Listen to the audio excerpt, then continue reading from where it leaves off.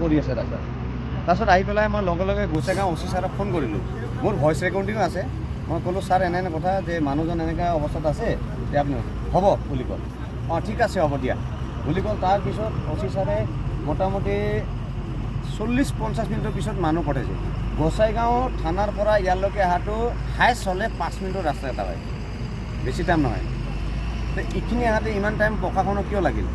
আজি হিমন্ত বিশ্ব শৰ্মা ডাঙৰীয়াৰ ইমান নেতৃত্ব দুৰ্ঘটনাত পতিত হোৱা তেখেতৰ অলৰেডি ডেড। তেখেতৰ মোৰ হিচাপত তেখেতে ডেড হৈছে। যি দেখা পালোঁ আমি পানী চানী খুৱাই পেলাই পঠাই দিলোঁ। এতিয়া এম্বুলেঞ্চটো লৈ গ'ল, কিন্তু তেখেতৰ আৰু আশা নাই, তেখেতে নাবাচে। এতিয়া কি ক'ব বিচাৰিছে? মই কওঁ যে এইটো ক্ষেত্ৰত যে চৰকাৰে এটা পদক্ষেপ ল'ব লাগে। নেশ্যনেল হাইৱে যোনটো কিবা আছে তাতে গাড়ীখন যিখিনি আছে স্পীড লিমিট কৰি যিখিনি কৰি আছে, ঠিক আছে, সেইটো লিমিটটো কৰিব লাগে। নহ'লে এইবিলাক মানুহ নিৰহ মানুহকেইটা যেনেকৈ মৰি থাকিব আৰু মৰিয়ে থাকিব, যেনেকৈ মৰি আছে মৰি থাকিব।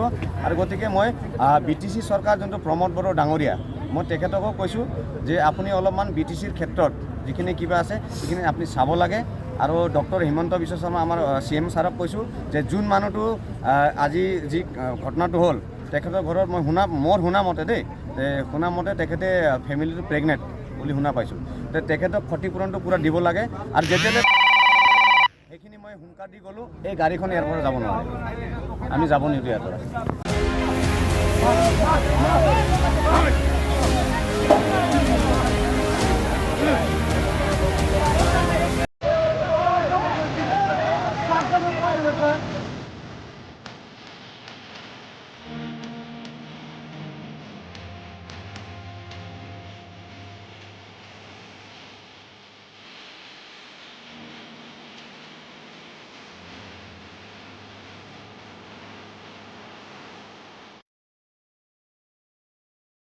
কৰি আছে দাদা।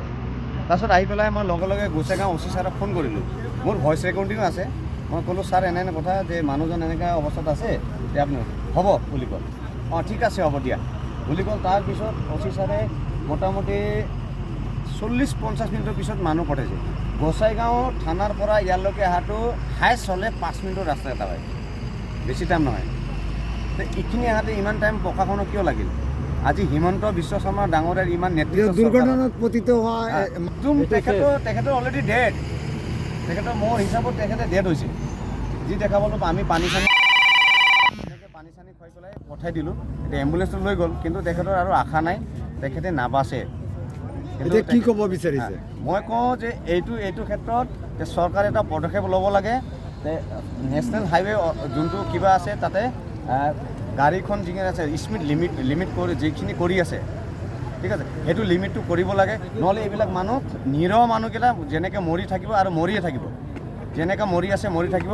আৰু গতিকে মই BTC চৰকাৰ যোনটো প্ৰমোদ বড়ো ডাঙৰীয়া, মই তেখেতকো কৈছোঁ যে আপুনি অলপমান BTCৰ ক্ষেত্ৰত যিখিনি কিবা আছে সেইখিনি আপুনি চাব লাগে। আৰু ডক্টৰ হিমন্ত বিশ্ব শৰ্মা আমাৰ CM ছাৰক কৈছোঁ যে যোন মানুহটো আজি যি ঘটনাটো হ'ল, তেখেতৰ ঘৰত মই মোৰ শুনা মতে দেই, শুনা মতে তেখেতে ফেমিলিটো প্ৰেগনেণ্ট বুলি শুনা পাইছোঁ। তেখেতক ক্ষতিপূৰণটো পূৰা দিব লাগে। আৰু যেতিয়ালৈ সেইখিনি মই হুংকাৰ দি গ'লোঁ, এই গাড়ীখন ইয়াৰ পৰা যাব নোৱাৰে, আমি যাব নিদিওঁ ইয়াৰ পৰা।